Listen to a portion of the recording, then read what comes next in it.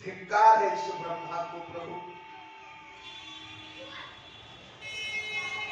सराहनीय जोग्य तो ये बंदर है, ये सब कृत्य हो गया। कृत्य का अर्थ होता है कि जिसको कुछ करने के लिए अब शेष नहीं रह गया, जिसके लिए ये पृथ्वी पर जन्म लिया था उसको इन्होंने सार्थक कर लिया। मानव को पृथ्वी पर जन्म लेने की सार्थकता किसमें है? हरि भजन में या प्रपंच में लीन रहने में? प्रपंच मतलब संसार। ये जरा सोचा जाए कि मानव का जीवन, मानव का जन्म सार्थक किसमें है? भगवान के भजन में या संसार में तल्लीन रहने में? मानव जीवन का सार्थक है संसार में चलते हुए, रगते हुए, देखते हुए अपना आत्म कल्याण करना चाहिए। क्योंकि संसार से हम अलग हो ही नहीं सकते। एक कमल है, यदि वह जल से निकाल दिया जाए तो कमल सूख जाएगा। जल में रहता है, कमल सूखता नहीं है। उसी तरह से संसार जल है, हम निकल के कहां जाएंगे? लेकिन कमल की तरह रहना चाहिए, कमल से शिक्षा लेनी चाहिए। कमल जल में रहता है, पत्ता पुराइन रहता है, पुरैन, लेकिन उस पत्ते पर एक बूंद जल नहीं ठहरता है जल पर, लेकिन उसके ऊपर जब एक बूंद जल आ जाता है तो टघर जाता है, गिर जाता है। कैसे हमें रहना है संसार में, लेकिन संसार की विषय वासनाओं को टकराते रहिए, गिराते रहिए। ये कमल के समान है। हम संसार से कहीं बाहर नहीं जा सकते। चाहे कोई घर में रहे, मठ में रहे, मंदिर में रहे, कहीं रहे, संसार में रहना ही है। लेकिन जैसे कल हम लोग सुबह सुबह उठते हैं तो ये पद बोलते हैं, हे प्रभु, यदि मैं संसार में रहूं तो ऐसे रहूं जैसे कमल का फूल है। हम उसी तरह से संसार में रहना चाहते हैं। संसार को छोड़ भी नहीं सकते और संसार में हम लिप्त भी नहीं हो सकते। ये तो अपना अपना स्वभाव होता है। सज्जनों, बढ़ाते जाइए, उधर बढ़ाते जाइए, बढ़ाते जाइए, अभ्यास करते जाइए, करते जाइए, बढ़ जाएगा। इसमें मुझे कुछ कहना नहीं है, मैं निवेदन कर रहा हूं। एक ब्रह्मा बंदर भालू को देखकर अपने आप को धिक्कारता है, जिस ब्रह्मा ने मुझे भी बनाया है, मुझे भी सृष्टि में, वो सृष्टि उनकी सृष्टि में मैं हूं। यद्यपि मनुष्य तो परमात्मा ही निर्माण करते हैं। शब मम प्रिय सब मम उप जाए, शबते अधिक मनुज मोहि भाए। अरे भाई, वो तो भगवान है ही, क्योंकि ब्रह्मा भी जो सृष्टि करते हैं उनके बल से करते हैं। ब्रह्मा में कोई बल नहीं है। जाके बल विरंची हर ईशा पालत सृजत हरत दसित, शीशा जावल शीश धरत सहसानंद। वह ब्रह्मा भी बंदर भालू को देख करके अपने आप को न्यून समझता है, भौना समझता है, और भगवान के सामने खड़े होकर के रोता है। रो रहा है ब्रह्मा,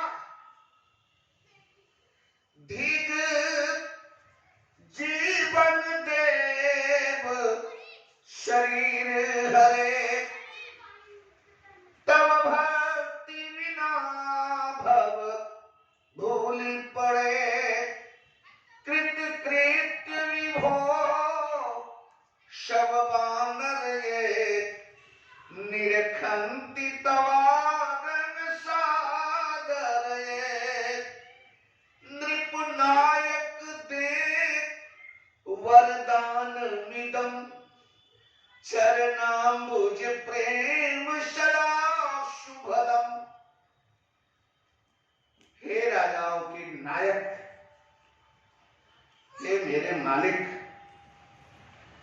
इस ब्रह्मा को वरदान दे दीजिए कि आपके जो कल्याणकारी चरण है इसमें इस ब्रह्मा का मन लग जाए। शुभदम कहते हैं कल्याणकारी।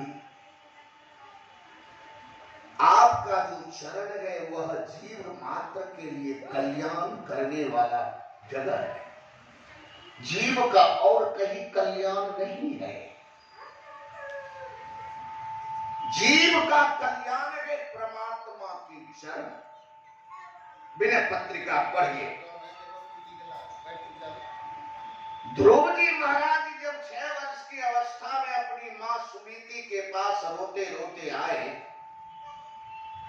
तो मां सुनीति ने यही पद सुनाया ध्रुव को, बेटा जीव यदि अपना कल्याण चाहता है, विश्राम चाहता है, शांति चाहता है, परम शांति, तो उनके लिए एक ही जगह है, वह है परमात्मा का चरणारविंद। यह कहे सुत वेद चहु श्री रघुवीर चरण चिंतन तजी नाहिन ठोर कहूं। कहूं मतलब तीनों लोकों में, तीनों कालों में, 14 भुवन में भ्रमण करते रहिए, कहीं नहीं कोई आपको कल्याण कर सकता है। क्योंकि उन लोगों को तो स्वयं कल्याण नहीं हुआ है, उन लोगों को भी दुर्दशा होती है। जिसको आप देवता कहते हैं, फलना कहते हैं, क्या क्या कहते हैं, उनकी भी दुर्दशा होती है। पुण्य छिन्ने मृतलोके विशंति, गिरना पड़ता है पृथ्वी पर। गीता में तो यही कहा है।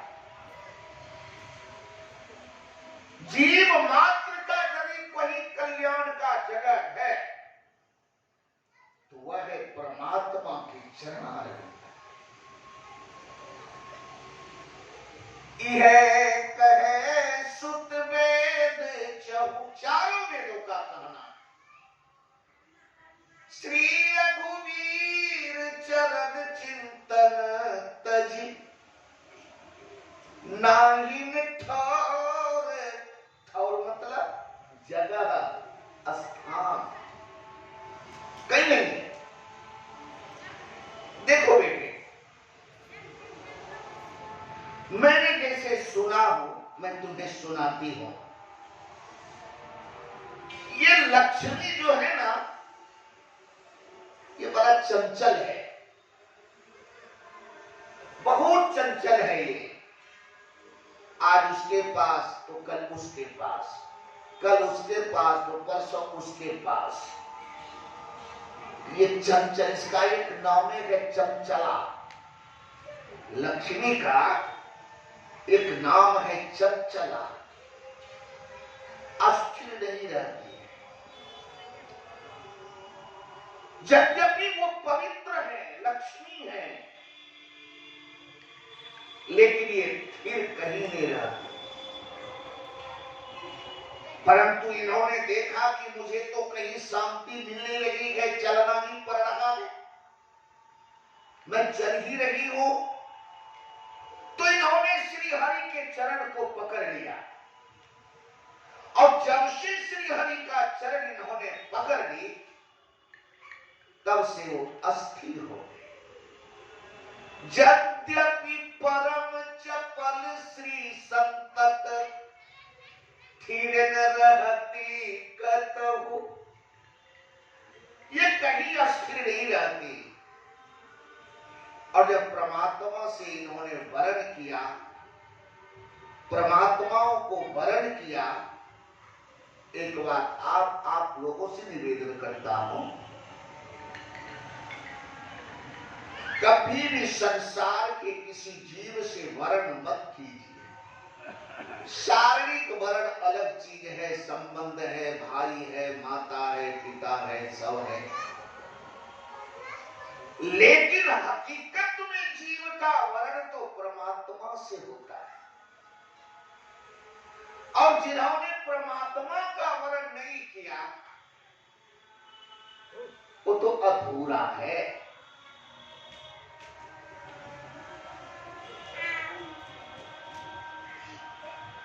नारद पंचरात्र में एक श्लोक आता है, आनुकूलस्य संकल्पः प्रातिकूलस्य वर्णनम रक्षस्यतीति विश्वासो गोप्तृत्य वर्णम। वर्णम वर्णम शब्द है, याद रखिएगा, गोप्तृत्य वर्णम, गोपनीयता से परमात्मा का वर्ण करो। जब तक उनका वर्ण नहीं करोगे तब तक जीव का, हम लोगों का कल्याण नहीं है।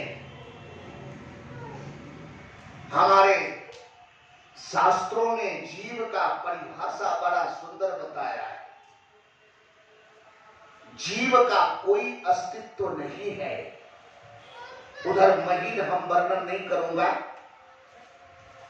गोप्तृत्व वर्णन यथा है, ईश्वर का वर्णन करना जीव का सर्वोत्कृष्ट धर्म है।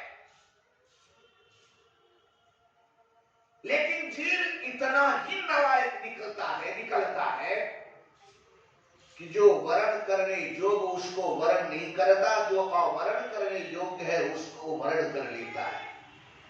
जीवन भर धोखा खाता है, जीवन भर धोखा धक्का खाता है। अरे भाई मैं आपसे क्या कहूं, हम में और परमात्मा में संबंध आपसे नहीं है। कोई मान लिया जाए अभी ये हमारे बगल में है, तो ये शिष्य है, ये पिता है, ये माता है, तो अभी बना है ना। ये तो कितना बनता है, कितना बिगड़ता है, कितना टूटता है। इस जन्म में यहाँ जन्म लिए थी, यहाँ माँ मिला, यहाँ पत्नी मिली, यहाँ बेटा मिला, यहाँ बाप मिला, यहाँ भाई मिला। लेकिन जब मरेंगे फिर किसी के पेट से जन्म लेंगे तो वहां माँ मिलेगी, वहां बेटा मिलेगा, वहां धन, वहां पत्नी, ये तो मिलता रहता है। लेकिन परमात्मा, जीव का जितना भी संबंध, संसारिक संबंध है, सब परमात्मा ही मेरा एकमात्र संबंध है। परमात्मा माता है, परमात्मा पिता है, परमात्मा मित्र है, परमात्मा साथी है, परमात्मा पति है, परमात्मा कोई ऐसा नाता नहीं जो परमात्मा से हमारा ना हो। गीता के 18वें अध्याय 17वें अध्याय में अर्जुन ने भगवान कृष्ण को सखा कहा।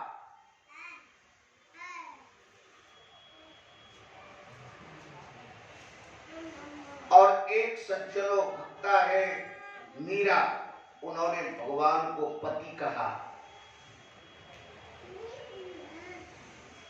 हमारा और भगवान का संबंध देखना हो तो विनय पत्रिका के 76 पद पढ़ो। देखो कि हमारे और उनमें कितना संबंध है। जोड़िए, तू दयालु दीन हो, तू दानी हो भिखारी। आप दयालु हो, मैं दीन हूं। आप दाता हो, मैं भिखारी। इतने तात मात गुरु सखा, तू सब विधि हित मेरो। और भागवत में तो खोल के बताओ, तो भागवत में तो बिल्कुल खोल दिया है कि इस जीव को किसी से संबंध ही नहीं है, डुप्लीकेट संबंध है यहाँ का। आंख बंद संबंध खत्म, याद रखिएगा। जब तक आंख खुली है तब तक सब है। जब आंख बंद, सब संबंध खत्म, यही छोड़ के जाना है। इसलिए भागवत में सुखदेव जी कहते हैं परीक्षित जी से, जननी न सस्यात्, अरे परीक्षित, इस जीव की कोई मां नहीं है। जन को न सस्यात्, न कोई पिता है। इस जीव के कोई है तो वो है परमात्मा श्री हरि। जीव बौरा गया है, थोड़े पाकर के यहां अपना समझ करके पागल हो गया है। लेकिन मैं निवेदन करता हूं, इस जीव का यदि कोई सच्चा स्नेही है तो वह है एकमात्र राघव भगवान श्री हरि, दूसरा नहीं हो सकता। इसलिए ऐसी हरि का वरण करना, याद रखिएगा, वरण जब कि कोई लड़का किसी लड़की को वरण करता है तो उसका पूरा भार वो लड़के के ऊपर आ जाता है। यह जीव परमात्मा से जो वरण करता है तो जीव परमात्मा के उत्तरदायित्व तो परमात्मा हो जाते हैं। सारा भार परमात्मा के ऊपर हो जाता है। बिंदु जी ने लिखा था कभी मोहन मोहनी में, जीवन का सब भार सौंप दिया सरकार तुम्हारे हाथों में, उद्धार पतन अब मेरा है सरकार तुम्हारे हाथों में। बताइए, जीवन का संपूर्ण भार मैंने सौंप दिया है, उद्धार हो या पतन हो वो आप जाने, चुकने आपका। तो सज्जनों, इतना सरल परमात्मा हम ही दूर हैं, वो हमसे दूर नहीं है, हम दूर हैं। उदाहरण दे दूं तो शायद समझ में आ जाएगा। हम किसी कारणवश उस परमात्मा से दूर हो चुके हैं या दूर हैं। परमात्मा हमसे दूर नहीं है, वो सतत मेरे पास मेरे साथ है। हम माया के चलते उस परमात्मा को भूल गए हैं, उधर ध्यान नहीं देते। ये गलती हमारी है, न कि परमात्मा की। ये गलती हमारी है। उदाहरण देता हूं, 12 बजे अभी बैसाख जेठ महीना आएगा, 12 बजे दिन में आप दोपहर में खड़े हो जाइए तो आपकी परछाई कहां जाएगी? आपके पांव के नीचे रहेगी। चूंकि सूर्य माथे पर है, परछाई आपकी पांव के नीचे रहेगी। अब वही 4 बजे संध्या के समय 5 बजे आप खड़े हो जाइए तो आपकी परछाई कहां चली जाएगी? आपसे 3 गुनी लंबी होकर के पूरब की तरफ। मतलब परमात्मा को आपने दूर किया तो माया आपसे 3 गुनी लंबी है। परछाई मतलब माया। अब परमात्मा यदि माथे पर है तो माया आपके पांव के नीचे दबी रहेगी। इसीलिए भरद्वाज जी ने, जागवल्लभ जी ने कहा है कि भजिए महामाया पतिहीन। महामाया के पति का भजन करो, माया कुछ नहीं कर पाएगी। मायापति की अवहेलना करोगे, मायापति से दूर रहोगे तो माया तुम्हें दबोच लेगी। माया परमात्मा से डरती है, कहीं मिलो की माया सकुचागी। भगवान के भक्त के तरफ देखती है माया तो सकुचाती है। क्यों? उस पर परमात्मा का वरदहस्त है, डरती है वो। वहां जाने की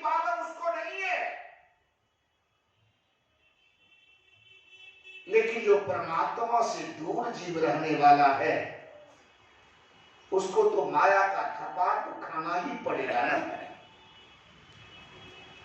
इसलिए मैं आपसे निवेदन करता हूं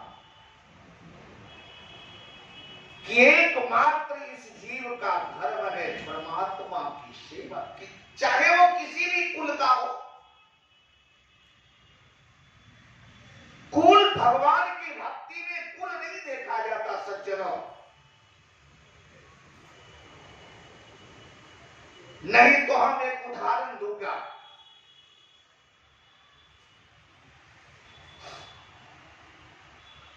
भगवान पूरे रामचरितमानस पढ़ लीजिए आप। भगवान ने रामचरितमानस में वर्णन है कि दो व्यक्ति से मांग किया है, तीसरा व्यक्ति ऐसा कोई हुआ नहीं रामचरितमानस में जिनसे भगवान कुछ मांग करे। अब जरा मैं आप लोगों से निवेदन करूं, सारी सृष्टि जिस परमात्मा से मांग करते हैं, हम भी मांग करते हैं, आप भी मांग करते हैं, जन जन मांग करते हैं जिस परमात्मा से, वो परमात्मा एक व्यक्ति से मांग करता है तो वो व्यक्ति कोई साधारण है क्या? जिस व्यक्ति से परमात्मा मांग करते हैं, देखिए मैं पहले कह चुका हूं कि कुल का इस पर यहां कोई विधान नहीं है। भगवान शिव श्रेष्ठ है, वंदे ब्रह्म कुलम कलंक शरणम है। उनसे भगवान श्री राम मांग करते हैं। अविनती वम सुनहु शिव जो मो पर निज नेह, जाई विवाह शैल जही, यह बर मांगे देहु। मांग करते हैं किनसे? शिव से। तो आप कहिएगा शिव तो बहुत ऊंचे हैं, महान शिव है, महामृत्युंजय है, शिव ही है, तो उनमें मांगना कोई हर्ष नहीं है। तो आइए एक ऐसे व्यक्ति के पास भगवान को मांगते हुए आपको सुनाऊंगा कि आपको आश्चर्य लगेगा।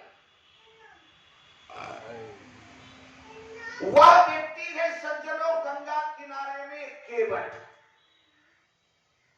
न जाति में बड़े हैं, न विद्या में है, न पवित्रता में है, सब प्रकार से दीनहीन है। उस केवट से भगवान मांग करते हैं, एक केवट मुझे दो नौका पर बिठाओ, पार कर दो। अब एक बात बताओ, तो गंगा में ना जिनके नाम स्मरण करने से भवसागर सूखता है, नाम लेत भव सिंधु सुखागी, करहु विचार सुजन मन माही। जिनके स्मरण करने से भवसागर सूखता है, वही परमात्मा गंगा के किनारे, साधारण गंगा नदी के किनारे केवल से नौका मांगता है पार जाने के लिए। जहां जाने इनके नाम जप करके कितने पापियों का उद्धार हो चुका है, कितने पापियों ने भवसागर को पार कर गया है। गणिका अजामिल व्याध गीध, गजादि खल तारे घना, आभीर जवन किरात खस, बचा दियतिय घरू पजे कही नाम बारक ते पिपावन हो ही राम नमामि। अरे इन लोगों ने भवसागर को तो कुछ समझा ही नहीं। यूं जैसे चिड़िया उड़ जाती है, पक्षी उड़ जाती है, वैसे ही पार हो गया। और भगवान वही खड़े हैं, एक गंगा के किनारे भगवान खड़े हैं और भगवान केवट से मांग करते हैं, कहां शिव कहां केवट।